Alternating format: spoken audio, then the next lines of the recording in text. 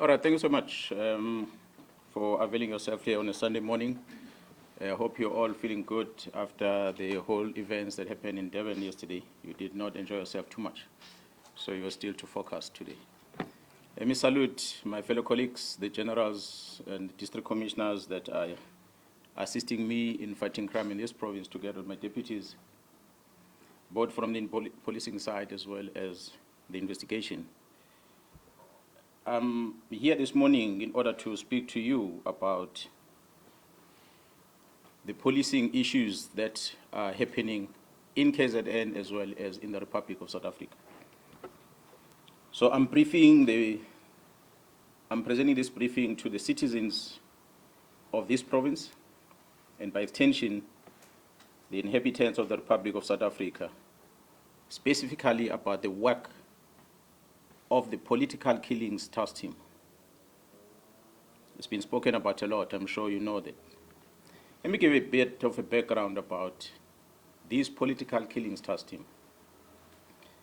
In 2018, the President of the Republic, His Excellency President Ramaphosa, established the Interministerial Committee, which we refer to as IMC, which consists of the Ministers of Police, the Minister of State Security, the Minister of Defense, the Minister of Justice and Correctional Services and Correctional Development. These ministers were given a task by the President to ensure that they deal with matters of security nature that affect political leadership in this province. You will recall that the minister had visited the family of the late Musawenkosi Nhlanhla Mkhwanazi in Placesley in Pietermaritzburg in May 2018. It was then where this IMC was established by the President. So it is a committee of ministers, not a police-directed operation, but a committee that involves different departments. The IMC at the time met and listened to the investigation report that was presented, the so-called political task team that was established before them. And the observation, amongst others, was that the task team was working in silos. It was compromised and that it did not have any investigation as well as a prosecutorial plan or strategy. As a result, there was a little or no progress in the investigation and prosecution of these cases. A decision was therefore taken by the IMC to establish a national integrated multidisciplinary task team, which consists of the South African Police Service, the National Prosecuting Authority, NPA, supported by both state security as well as correctional services, which commenced its work in July of 2018 to implement the now tried and tested analysis-led and prosecution-driven investigation strategy. As a result of the excellent performance, the political killings task team has been assigned in another presidential intervention project. I can name the few: the killing of the traditional leaders in the province of KwaZulu-Natal, as well as the murders that happened in the University of Ifuthe in the Eastern Cape. Since the establishment of this political killings task team in July 2018, the team has been investigating a total of 612 case dockets. These case dockets include murders, attempted murders, intimidation, conspiracy to commit murders, and other cases. A total of 436 suspects were arrested and charged. 156 firearms were recovered, of which 55 of them were linked directly with ballistically through our forensic testing to the political related cases. An additional 35 suspects who are members of the South African Police Service were arrested.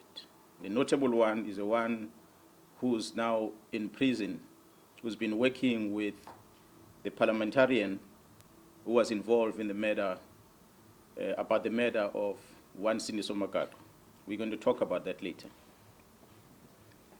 A total of 128 accused were found guilty on 106 cases. 29 accused were sentenced to life in prison. 40 accused were sentenced between 10 to 35 years. 25 accused were sentenced between 1 to 9 years. 23 accused were sentenced between 3 to 12 months. And there's quite a lot of awaiting trial prisoners that are going to be finalized in the next coming few weeks. So a total of sentences that is total number of years that has been given, if I add all of them, amounts to about 1,801 years of imprisonment. This is the work done by the team since 2018 to date that have led into the successful prosecution because of this integration working between the SAPS and the prosecution. On the 26th of March 2025, this year, a total of 121 case dockets that were under investigation were taken away from the task team as directed by a Deputy National Commissioner Crime Detection, a Lieutenant General Sibiya, who was acting on the instruction of the Minister of Police to disband the team. This was done without the authority of the National Commissioner, nor I, as a Provincial Commissioner, was never informed. These case dockets have since March been sitting at the head office ever since, without any investigation work done on them. 5 of these dockets had already instruction to arrest perpetrators, but nothing has been done because a Lieutenant General Sibiya, being instructed by the minister, or well, executing instruction of the minister, withdrew all these dockets and they are sitting in archive in his office in Pretoria. God knows why. Therefore, only a total of 112 dockets which are still in court, of which 54 of them are political related and others will include parallel ad hoc, as well as the dockets that are involving the incident at Fort Hare University, and 5 of them are traditional leadership, are still with the team at this present moment. In the year 2024, a request was received from Gauteng Organized Crime Investigating Unit to assist with the investigation to dismantle the organized crime syndicate that was operating in Gauteng, that was controlled in Gauteng but operating in the rest of the country and in neighboring countries. I, as a Provincial Commissioner, took a decision to deploy 10 members from this political killings task team to go and support this organized crime unit in Gauteng.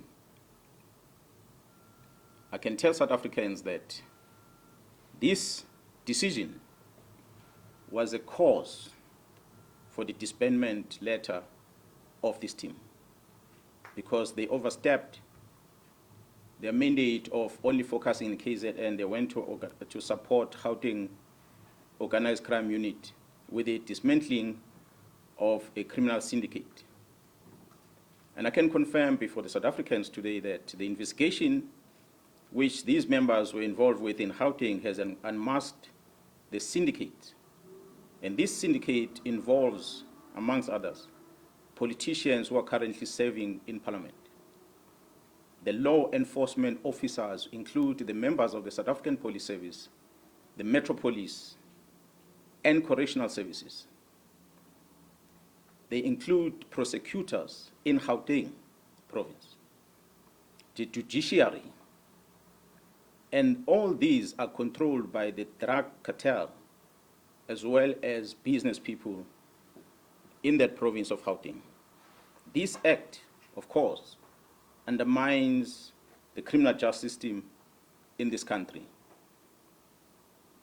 Mr. Brown Mohotsi sends a WhatsApp message to myself, Lieutenant General Mkhwanazi, regarding the allegation on the defeating the ends of justice matters which were widely publicized, which involves an incident that happened at the correctional service at Mpangeni in KwaZulu-Natal. Mr. Brown sends this message in September last year, long before the news came out in public about the incident that happened at Mpangeni. He sends this message. In this message that he sends to the Provincial Commissioner, he attaches a police letter and he attaches a copy of the occurrence book, a register that is used at the police station that's supposed to only be accessed by police officers. But Mr. Brown, who's not a police officer, attaches those in his message and he sends it to the Provincial Commission. His word says there is a plot to charge you. Mr. Brown Mkhwanazi also sends a screenshot of a presentation that was made on the 30th of September 2024, a presentation that was titled 2024-2025 Division Crime Intelligence Policies. He sends this to myself, Lieutenant General Mkhwanazi, as a Provincial Commissioner of KwaZulu-Natal. Surely this must have been a classified information where crime intelligence are presenting their policies. But this man has access to that, and he's not a policeman. When asked to share the copy of this presentation through that WhatsApp communication, he responded by saying, General Khan will brief you next week. There's only one General Khan in the South African Police Service, so is one Lieutenant General Sibiya in the South African Police Service. I've never heard of any other Lieutenant Generals in any other way in the security cluster in the country with the very same names. So I assume these are the colleagues that I know very well. He further wrote on the very same WhatsApp message. He said that, I quote, the minister is briefed. He has just arrived in Lusikisiki, end quote. You will recall, colleagues, that we had an incident in Lusikisiki, a mass murder that happened there. And the Minister of Police had gone visiting the families and that crime scene. So after this communication, the Provincial Commissioner called the Chief of Staff, Mr. Nkabinde, the Chief of Staff of the Minister of Police, and asked the Chief of Staff, who is this Brown Mkhwanazi? This Brown Mkhwanazi seems to be traveling with the minister to Lusikisiki. Who is he? Because I've never heard of him. The response from the Chief of Staff was that Mr. Brown Mkhwanazi is an associate of the minister, but is not employed in a department. That's when I got a confirmation about Mr. Brown Mkhwanazi. And I asked the Chief of Staff to send the phone number of this Brown Mkhwanazi, of which he did. It is that number that made me to confirm that indeed the person who's sending me WhatsApp messages is the same person that is called Brown Mkhwanazi and is from Northwest. On the 5th of March 2025, the South African Police appeared before the Portfolio Committee in Parliament. A presentation was made to this Portfolio Committee by the Provincial Commission of KwaZulu-Natal, which included the allegations of an associate of the Minister of Police, Mr. Brown Mkhwanazi. The minister denied on record. Go and Google a visual presentation to the Portfolio Committee on the 5th of March this year, towards the end of that briefing, where the Minister of Police responded and he said he does not know this Mr. Brown Mkhwanazi. He said that in Parliament. However, the minister confirmed that he knows this Mr. Brown Mkhwanazi during the telephone conversation that he had, which was posted on X under the a handler at LoadCare. This was on the 30th of March, where he confirmed that this was his comrade from Northwest. The conversation between the minister and that lady is available. You can go on X and find it on the 30th. If it has been removed from that account, as we finish this briefing, I'll share that with you. The evidence has been found in the cell phone of Mr. Vusimus, also known as Cat, Matlala, which shows the communication between Mr. Brown Mokgotsi and the Minister of Police, Mr. Senzo Mchunu. As I said, this was the beginning of the closure of the political task team. I've tried to outline some sequence of events. I had said the team left for Gauteng to go and assist organized crime in Gauteng. There was a shooting incident that had occurred in April 2024, where Mr. Swart, a QTech employee, was fatally shot while entering the company premises. QTech has been a long-standing service provider to Transnet. Shortly after the incident, 3 suspects, including a warrant officer, a South African Police Service warrant officer, a detective Tau Pule, were arrested in Johannesburg. During the arrest, weapons that were used in this murder, which was an AK-47 and a pistol, along with cell phones, were confiscated. I must applaud the team in Gauteng who had effected this arrest before the arrival of the team in KZN. It is the challenges that this investigating team of Gauteng encountered that led into the invitation to the KwaZulu-Natal police to go and assist. The KwaZulu-Natal political killings task team arrival, they took these weapons and they went and tested them. So they conducted a ballistic test in order to check whether these farms were linked with that murder and many other murders perhaps that will have occurred in the country. Maybe let me pause on that one and come back into what had happened prior to us receiving the results from the task team, ballistic test result. On the 6th of December 2024, the task team visited the premises of the 2 of the high-profile syndicate, of which one, Mr. Katiso Molefe, was arrested for the murder of Mr. Swart of QTech. During that arrest, unusual activities were observed whilst the team were busy with the operation. These activities included a dispatching of members of the South African Police Service under the command of a senior manager at the head office to go and interrupt the operation that was unfolding. Fortunately, when they arrived there, the members realized that it is indeed a police operation, so they allowed the members to carry out their operation without disturbance. On the 30th December 2024, the ballistic expert issued a ballistic report which linked these firearms not only with the murder of Mr. Swart, but these firearms were linked with a number of high-profile cases. And these cases include very high-profile South African artists that were murdered in Gauteng, which occurred dating back as far as 2021. I'm not going to mention them, but we have them on record. On the 31st of December 2024, the Minister of Police, Mr. Senzo Mchunu, issues a letter to disband the political killings task team and to suspend the filling of vacancies within crime intelligence. In January, February, and April this year, the Deputy National Commissioner Crime Detection, Lieutenant General Sibia, issued written instructions withdrawing all these cases from the task team to his office.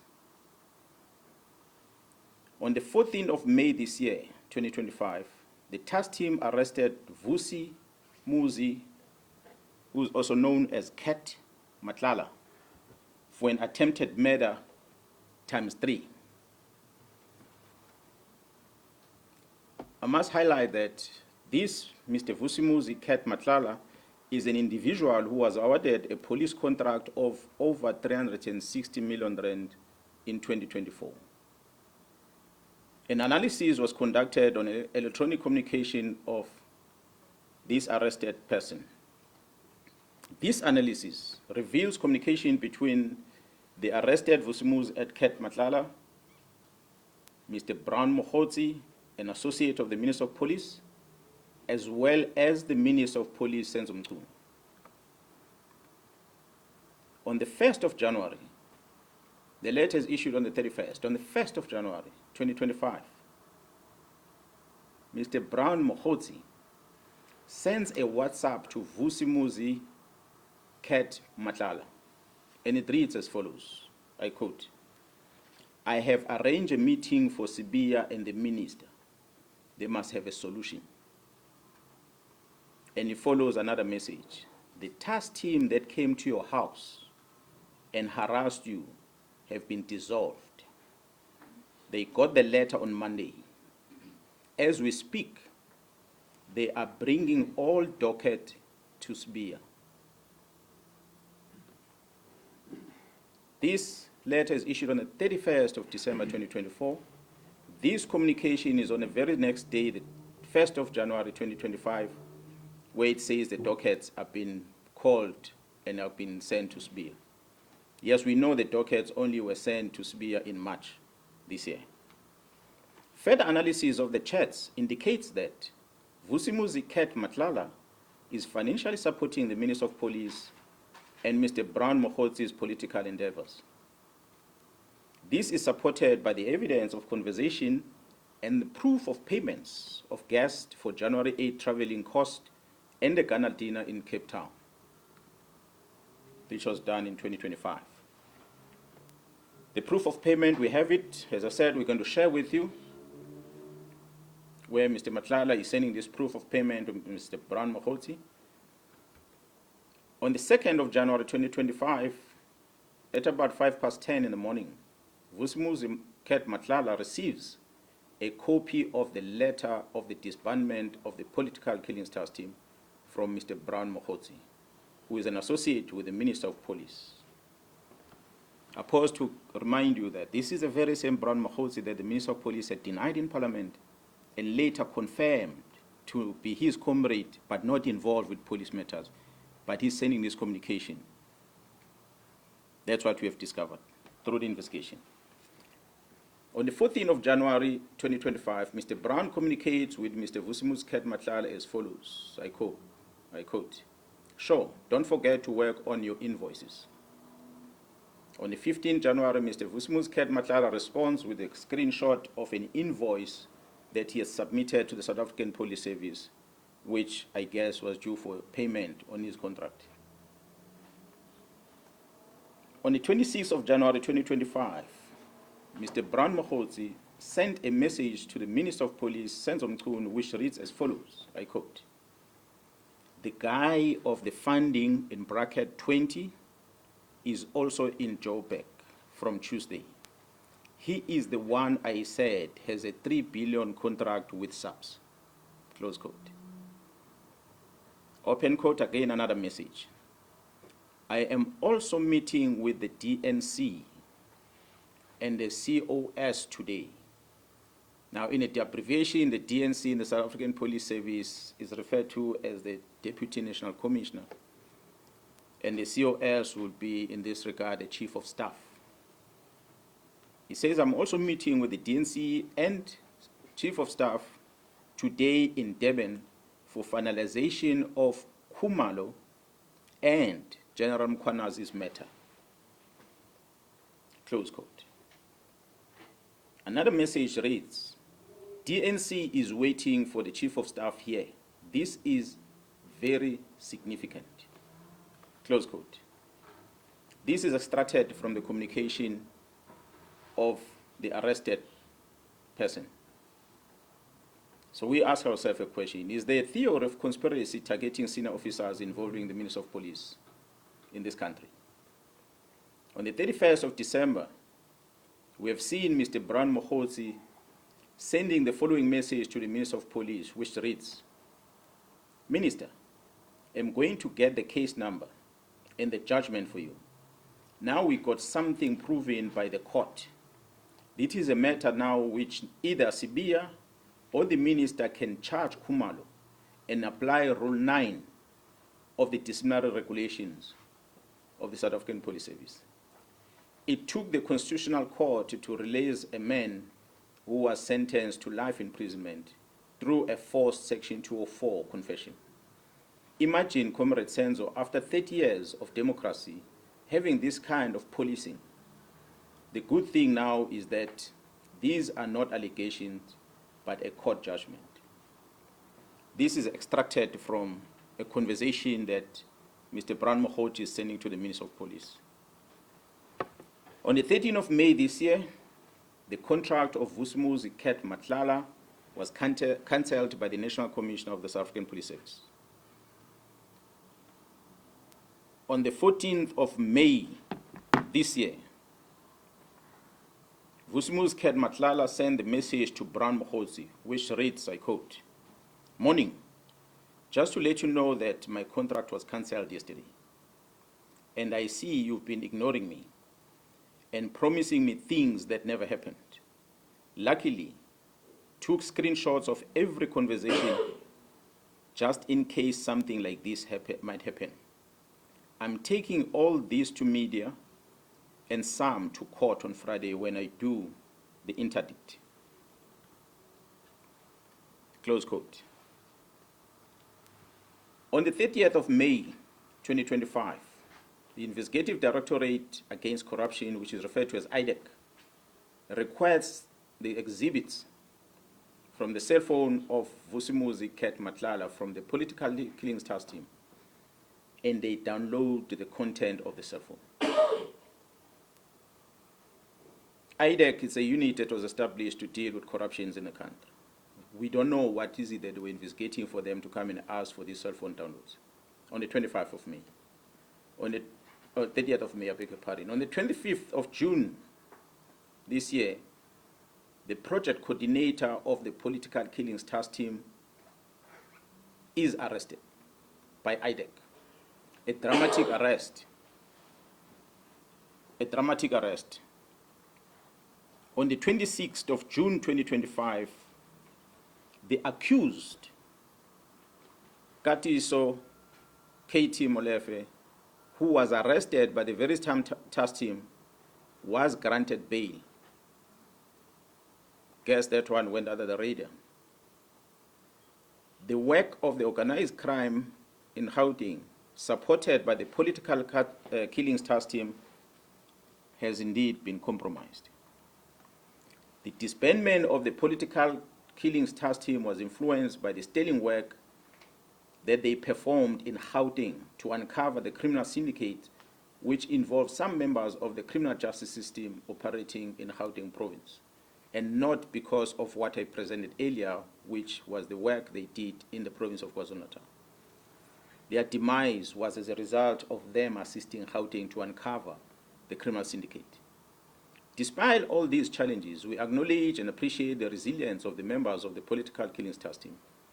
The Political Killings Task Team remains operational, albeit its attempt to disrupt its work to protect and serve the inhabitants of the Republic, as enshrined in the Constitution under Section 205, subsection 3 of the Constitution of the Republic. The Political Killings Task Team remains operational. Therefore, we have embarked on a process of registering a criminal investigation in order to deal with this infiltration and control of the criminal justice system by the organized crime. We, in KZN, know that a member of crime intelligence or members of crime intelligence released classified documents and handed them over to a member of parliament. That includes vetting documents, as well as covert properties. We all know in the country that the Joint Standing Committee of Intelligence is the one that must supervise the operations of a secret fund account, not only for the South African Police Service, but all the intelligence agencies in the country. That the members of crime intelligence gave these documents to the member of parliament, and the member of parliament registered a criminal case in Gauteng where he was alleging that some of the officials within crime intelligence were issued fraudulent vetting clearance certificates. After opening the case, he sends a communication to the Minister of Police. He asks the Minister of Police to take these dockets and assign them to someone else. The Minister of Police Chief of Staff, Mr. Nkabinde, wrote a letter to the head of the NPA newly established unit, which is referred to as IDEC, Investigating Directorate Against Corruption, to investigate these cases. These are allegations of a manipulation of a vetting process, not a state capture, not corruption. But IDEC receives this communication from the Minister of Police to take these dockets, and IDEC does exactly that. They go and take these dockets and they investigate them. I wonder whether is this what the unit IDEC was established for. The Minister of Police invited and facilitated the peace talk between myself, the Provincial Commissioner of KwaZulu-Natal, and the Deputy National Commissioner, Lieutenant General Sbiya, in his office, in his house, State House, official residence in Pretoria. The purpose of the invitation was to try and create peace between myself and the Deputy National Commissioner. It was unprecedented. I've never seen in my life. The National Commissioner was present, but he just kept quiet because it was not his meeting. The Minister of Police felt that he must make me and General Sbiya to find peace. Surely, there can never be peace between a criminal and a police officer. As we speak, the South African Police Service, KwaZulu-Natal, still does not have a leader within crime intelligence because of the letter where the minister suspended the filling of vacancies at crime intelligence, which is dated the 31st of December. So to date, we don't have a command of crime intelligence. In this province, we are trying to figure out on our own how to infiltrate syndicates because the minister decided these posts must not be filled. The crime intelligence at the national level has no commander as we speak. And we must thank the magistrate who made the ruling that went beyond what the charge sheet against the accused is about, which the members were charged on HR-related matters that dealt with filling of vacancies. The magistrate directed that these members must never enter any premises of crime intelligence in the country. So which means all the work of crime intelligence had to come to a halt.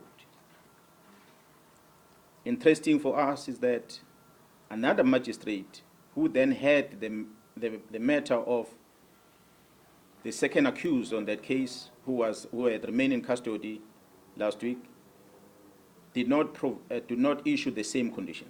He understood that the judiciary cannot get involved in determining whether people must go back to work or not. It is an employer that must make the decision. But I must just indicate to the South Africans that Mr. Padayache, who appeared in court on the day when these police officers were arrested, whom the magistrate referred to as an investigating officer, is a former member of crime intelligence himself. He retired from the police and he went to join this new unit, IDEC. He is now referred to as a lead investigator with no qualification, no investigative experience at all. But it is a person whom the magistrate directs that if anything is wanted at crime intelligence, must go via him. So he gives him a carte blanche to access anything at crime intelligence on behalf of the members that are employed to work there. The vetting section within crime intelligence has more powers than any other units within that space because they can scrutinize everything about the applicant who's applying for security clearance. And they can manipulate that security clearance process for their own benefit. So I stand here understanding, as leading this province of KwaZulu-Natal, that fighting organized crime remains a priority as directed by government. The National Commissioner remains my commander and the commander of all of us as we wear this uniform. And we must protect this badge and the police commissioner. I call on all men and women in law enforcement, the South African Police Service and Metro Police to stand up and protect our people. Yes, sometimes law can stand on the way to achieve justice. We must choose justice. Thank you so much for listening to me.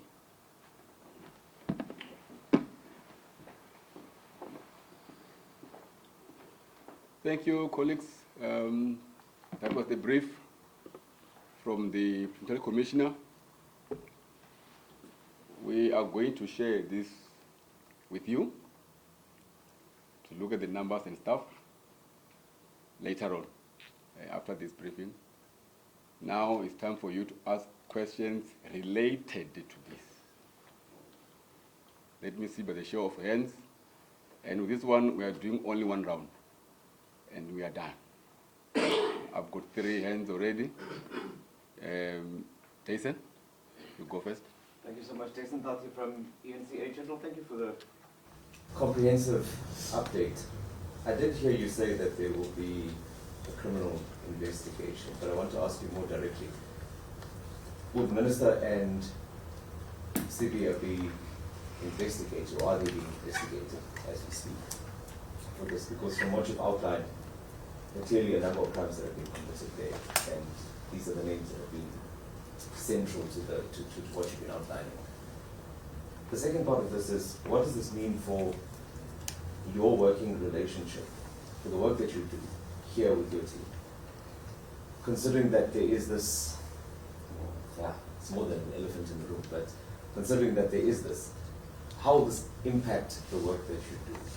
And I think the last question is, with everything that you've said here now,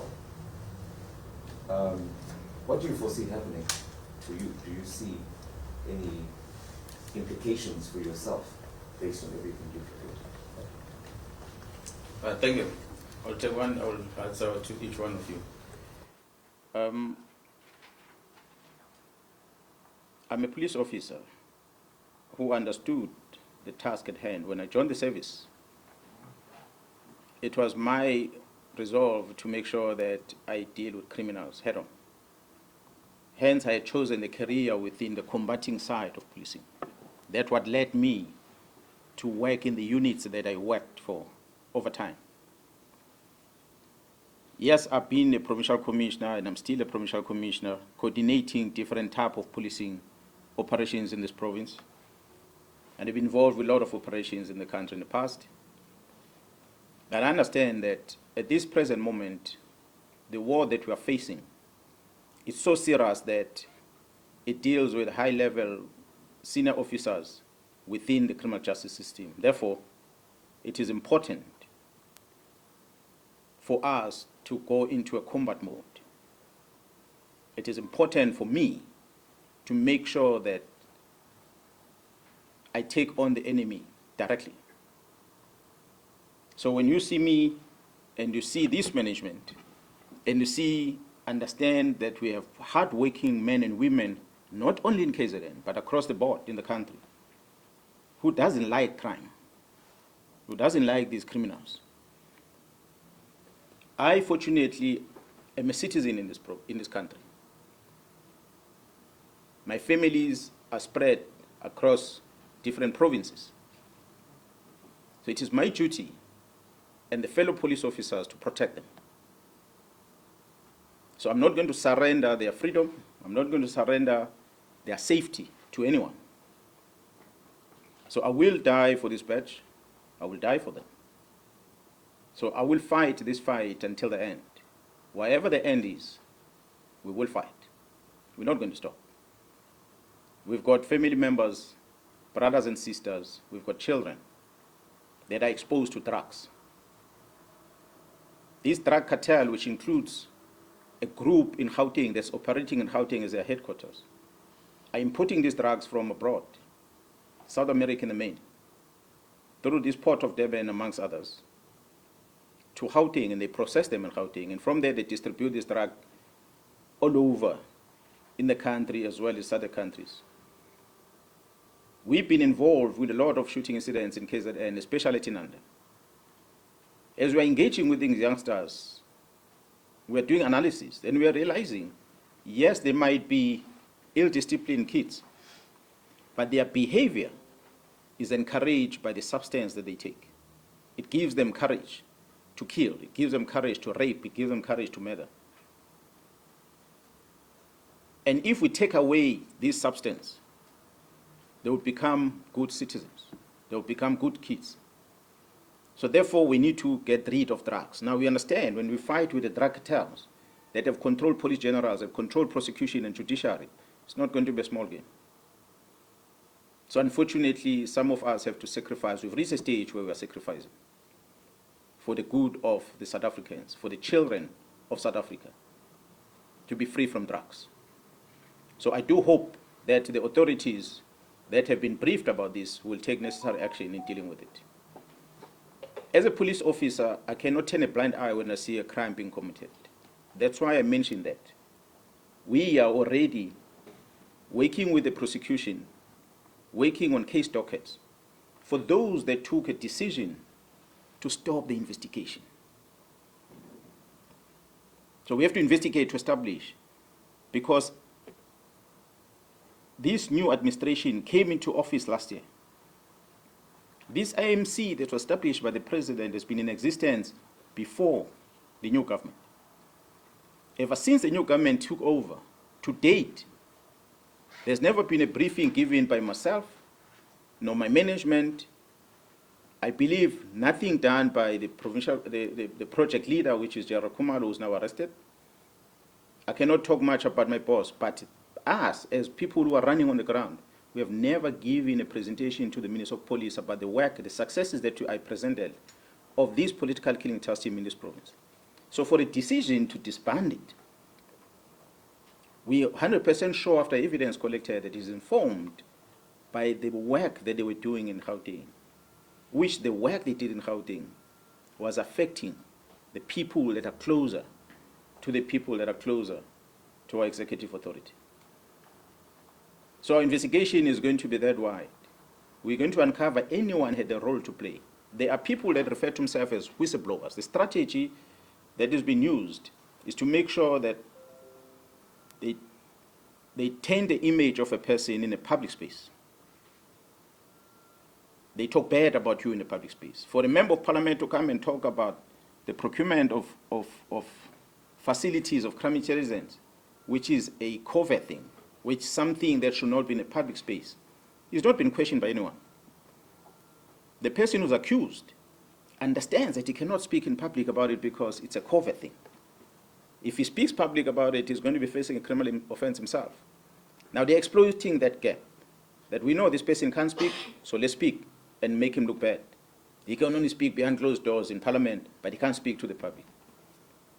Push the man until he reaches the end, and he's going to expose the issues of national security of this country, simply because there are people with evil intentions who are pushing him to get to that stage, using the state apparatus to execute the mandate. So we have to investigate in order to be able to remove the cancer. That's where we're going to go. I hope I answered all your questions. Just what the implications for you from this point? Yeah, what I said when I started, that I've decided to take this fight head on. So the least that can ever happen to me is to someone to come and attack me, or somebody to issue an instruction that UMkhwanazi must be fired from the police, or suspended, or arrested for that matter. What I know, what I like about KwaZulu-Natal, especially in South Africa at large, that we've got very dedicated people out there, from the law enforcement as well as private sector, especially the security companies, that we are running the streets with them on a daily basis, who understand that there's a rot in this organization, who understand these problems that you're talking about, and they're not going to sit back and allow this thing to continue. So I'm inviting all of them. I'm inviting the citizens to stand up and protect these men and women who are standing for the truth in this organization. They must protect them. Whether I'm there or not there, fight must go on. We must protect this country against crime. It's all what we can do. So whatever happens to me happens. I'll take it, whatever happens, happens. If it's prison, it will be prison. It's already on communication planned by Mokgotsi, the DNC, and the Chief of Staff that they must deal with my matters. Whatever matters comes, they will come. But what we must not surrender is this country and our children to be controlled by drug syndicates. And that's what is currently happening. Yes, sir. Who's next? Next one. This was the last one. Clive. Yes, thanks.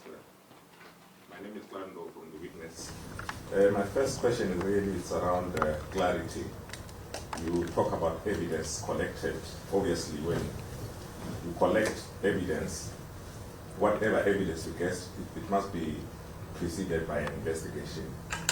I'm just trying to understand the nature of the investigation conducted, who authorized it. Which one? No, the evidence that you collected, that you have been citing. I think it means that is only fair at arrest when those weapons were taken for ballistics. Is that what you're referring to? No, my understanding is that there is pieces of evidence that confirms kind of a conspiracy theory against you, and you are citing pieces of evidence. I'm just saying, did you do it yourself, the collecting of this evidence? Oh, okay. Yes. I've said, if maybe you didn't capture this thing, so when I was talking, you were typing, that's why I didn't get some of the things. Yeah, no, I was talking much. The team of Gauteng Organized Crime Unit been investigating a murder case of Mr. Swart. And they came across problem, and I'm going to elaborate what the problems are, which made them realize that they need support from elsewhere outside Gauteng. Because there are some senior officers that are in close communication with their targets. Hence, they came to me, and I dispatched the team to go and assist them. In that investigation the team were doing in Gauteng, under the leadership of Jared Khumalo, who's now arrested, uncovered a lot of things. It led to the arrest of one of the drug lords and the search of the other one, and eventually the arrest of the second one. The arrest of the second one, and when they took his phone and they downloaded his phone and they found all his communication. So it is the team that was working, not me. So that's where everything was unfolding. We were asking ourselves a question as to what made the minister to decide to disband the team. We did not know until we found it from the suspect's phone. Oh, this thing came from December as a strategy to neutralize the investigation against these drug lords, because the team was perceived to be handling the drug lord case. What they did not realize is that that case docket was not part of the political task team. That case docket was in Gauteng. And the hard-working men in Gauteng were investigating that. Because they were threatened, they were supported by this team. But the docket remained there. Now, there's a number of people that should have been arrested in Gauteng that are not arrested because the prosecutions does not want to sign off the warrant of arrest for those people. We do hope that pretty soon we might find some changes with good, dedicated prosecutors. We might see arrests happening. And these incident that involves artists in this country that were killed is going to come to the fore. And when it comes to the fore, you'll remember the day when I stood here before you and I spoke about it. So my investigation in this province is not about my plot per se, but it's about the defeating the ends of justice. How do you decide to stop the investigation from March to date? Who gives you the authority? There's directives here from prosecution that investigating officer must do A to Z. These investigating officers were told to go home and leave these investigations. For whose benefit? So we ask a question.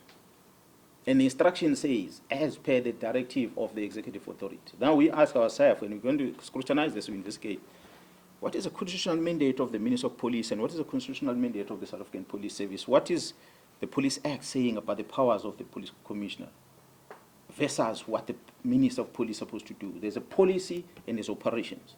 I'd said on the record before, I will not close the task team not unless the National Commissioner gives me the instruction. That's why today this team is working.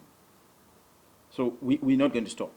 That's why as we continue as police officer, we investigate, we're going to find the rot. Now the cancer has gone so deep that we have to now focus ourselves in here and stop chasing children at Inanda. We must get rid of the drug that make those kids to behave like that. Yeah, no, I had two questions. The other one is around the protocols we know in government there are strict protocols, particularly with the police, that stipulates that if you have a grievance like the one that you're telling now, these are processes that you should follow. So I just wanted to find out whether did you escalate the matter maybe up to the president, and also before you came out of course in public now. And also I just want to check, there are 11 district commissioners here. Are they in support of the stance that you have adopted? Thanks. Yeah, well, I think the latter part, here the district commissioners, maybe they can answer themselves if you directed questions to them, but they are here because they've been briefed about this, what we are doing. You correctly said we have got chain of command, and I've said before, the National Commissioner, Jarama Simula, is my commander, and nobody else. At the provincial office, at the province of KwaZulu-Natal, I account and report to the legislature and via the executive authority in the province, of which the Premier is the one that supports us. So I must communicate via the executive authority in the province, and I must communicate via the National Commission. And that's where it ends. So this information has been given to the National Commission. He knows about it. He's the one who then can dispose it further to wherever it needs to go. I had requested the portfolio committee chairperson to make sure that he invites me to attend the portfolio committee because I was not initially supposed to be part of it in March 2025. Hence, I spoke the things that I spoke before Parliament in the presence of the Minister of Police. That's where the Minister denied the knowledge of this gentleman, of which today we have evidence through that team, hard-working team in Gauteng, had picked up. That's why I want to emphasize that this whole cracking of or investigation of the syndicate was not started by the KZN police, it was started by the Gauteng members. But because they came under difficulty, they called for support. So we went there to support our colleagues. I salute those members because they don't sleep at home. Some of them have not been at home for a year because they are wanted. These are Gauteng members, it's not here. Yes, we talk about crime being coordinated in Gauteng province, but there are members in Gauteng, both SAPS, prosecution and judiciary, who are against what is happening. But because these syndicates are able to control those in power, it makes the investigation not to continue in Gauteng. That is our problem. Unfortunately, the operations of the justice system, we cannot take a case that incident happened in Gauteng and investigate it in KZN. It has to be done there. Decision to prosecute must be happen there.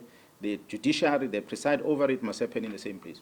So if those people responsible are controlled by the syndicate, then the case is going to fall flat. Yes, no Africa, no bush. PC, I just wanted clarification on whether, because you're saying that the national commander is who you report to, did he give you the go-ahead to continue with the political task team? Because you're telling us that the work continued. Did you get the go-ahead from him to continue with it, even though there was a decision that was made from above? And then I just wanted clarity on when you mentioned the arrest of Gatli Somlifo for the murder of Swart. You mentioned that the weapons that were found there, the ballistics, when they came back, they were linking to several crimes, including, you said, artists, music artists. Did you mean Johannesburg and Durban, or were you saying it as a general statement? Maybe the second question, the firearms were linked with the murders of artists in the main. Those artists were killed in Gauteng, which dates back to 2021. I'm not saying which type of artist, but the South African prominent artists that were murders, their case has not been resolved to date. At least in KZN, we've made an arrest that is known in public about the murder of AKA and his friend. But in Gauteng, we haven't had much. We now know there is firearms linked with murders of some of those artists. So, but the decision must now be taken that these people must be prosecuted because they are now known who are the suspects that are involved. The first part of your question, I'm not sure if I remember very well now everything that you've asked on it. With regard to the political task team. The minister issues a letter on the 31st. The National Commission is on leave. National Commission comes back from leave. He's concerned about this directive of the minister because it's got criminal in it.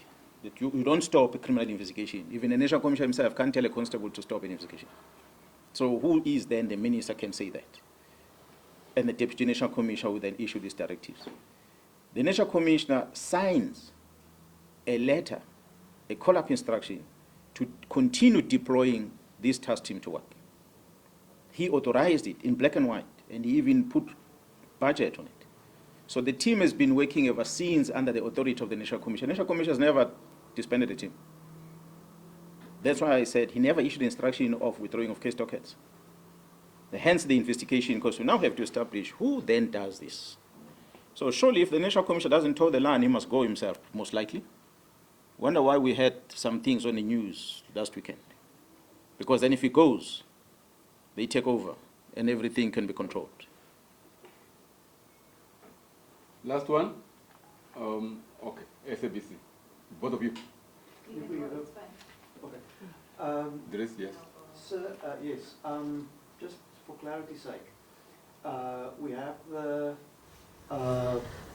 case that's looking into the drug syndicate in Gauteng. You also talk about looking into the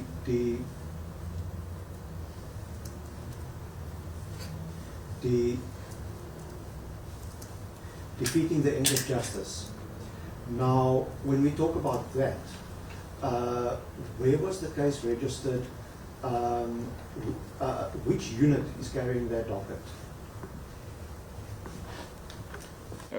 I said we are busy discussing this with the prosecution. We are putting this evidence together. We have not registered a case yet because we still needed to get some clarity from people who are part of this investigation, who have issued whether they issue the instruction, where does the instruction come from, and so forth. We understand this to be a task of the Interministerial Committee. Then we'll expect the ministers of these departments to also assist us to tell us whether, as the committee, did they issue this instruction that authorize the disbandment of the team, and so forth. So once we compile all those things and then the prosecutors are happy with it, then we'll register the docket, then we can be able to take it to court and be able to hear what could have been the reasons behind. Nimpo, last one. Nhlanhla Mkhwanazi from SABC. Just a couple of questions, PC. You mentioned that Brown report from the Northwest. Does he enjoy the support of the Minister of Police? And you keep on mentioning the Minister of Police in all your investigations. Are you insinuating that the Minister is involved or is linked in criminal elements that you have been mentioning? And then maybe ask one by one so I don't keep on forgetting. First one. No. Let me answer this one. Then she can ask another one. The Minister of Police, through the communication that we received, first he writes a letter, he disbands the team.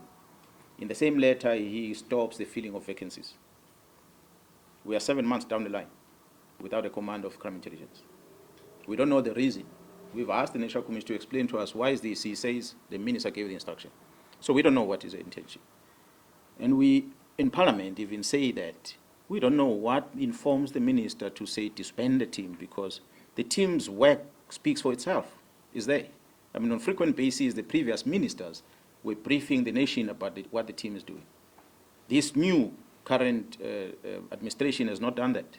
Now suddenly we see the letter that says the team is disbanded. We don't know the reason. Fortunately for the investigation happening in Gauteng under the leadership of the project manager, which is Jaro Kumalo, and evidence is retrieved from one of the criminal syndicates, which makes it clear that there's a communication between the minister and these people. The very same minister goes on record on a teleconversation he's having with someone else, where he says, I know this is my comrade. Whereas he has said in Parliament he does not know the person. We see on the records communication of this Brown Mkhwanazi together with an accused. The communication that involves police things amongst them is to deal with Mkhwanazi and Kumalo. Amongst them is to expeditiously applying disciplinary regulations of the South African police deal with Mkhwanazi. That's why there's a call in public from a person that I will not necessarily mention his name, that the National Commission must bypass the disciplinary regulations of the service, must simply suspend these people because they are arrested. Why is that call? It's a call that is putting more pressure to make sure that the crime intelligence is handing over to the criminal syndicate. That's what it's about. So the people make calls and they disregard that which is a rule in the organization. You commit a misconduct, produce a report as an arresting authority to the executive authority or to the leader of that institution and say, this person was arrested for A to Z. And what comes after next is an internal investigation to establish whether do we keep this person in that environment or not. If we keep this person, will it not interfere with the investigation or not? But those powers are taken away from the National Commission who's supposed to do that by the court, by magistrate, who says you must not go there. So automatically it means the court have now taken the role of the National Commission dealing with the disciplinary matter by suspending people. The National Commission is confused now. What does this court mean? That's why today the National Commission has not appointed anyone. Which means a whole month, a whole week has gone by. This kind of suffering, there's no head of crime intelligence. Because court decided, not the court, maybe let me rephrase, one presiding officer decided that these people cannot go on work there. So that almost suspended the entire disciplinary regulations of the police, which is a concern. Not to say people did not commit misconduct. They would have been arrested if they committed misconduct. But allow the internal process to happen. But they are not doing that. They are on the media are taking. Another question. Now, PC, with all this work that you have been doing, arresting criminals and trying to dismantle this drug cartel or criminal syndicates, do you believe that all these investigations against you, they were purposefully targeting you so that you can be removed or eliminated from these investigations? And do you believe that your safety is in jeopardy after this revelation? Yeah, well, the safety of South Africans is in jeopardy. At least Mkhwanazi still has a firearm. He still has a men and women that he works with. He can still somehow protect himself. There are men and women out there that are vulnerable, that got no one to protect. So we can't be worried about our own safety. We must worry about the safety of the citizens. So ours is to go out there and lay our life to protect them. That is my only concern right now. Not about my safety. You know, everyone shall die. The time will come. If it comes, it comes. But if an enemy comes to you, attack the enemy. Don't allow the enemy to take advantage. You can't just lie with your arms in your hands like that. You have to fight. So that's what we are doing now in KZN, and we shall fight. And this fight is very big. So it needs people who are committed. People who are not worried. No, they're going to chase you. They're going to arrest you. Get out of that prison and fight. They're going to suspend, they're going to dismiss you, they can get you out of the police. When you're out of the police, join men and women in the private sector that are dedicated in dealing with this criminality and fight from outside. That's why we're calling on them to also join us to fight. That is not going to stop. So I'm not worried about my safety in as far as these investigations are concerned. I said I must ask one question at a time. What is the other one that was Professor? Thank you so much, because you forgot as well. Thank you, General. Thank you, district commissioners. Thank you, the media, for availing yourselves. Like we promised, we are going to send this presentation in a short while. You get it on the group. This is the end of the briefing. Thank you so much.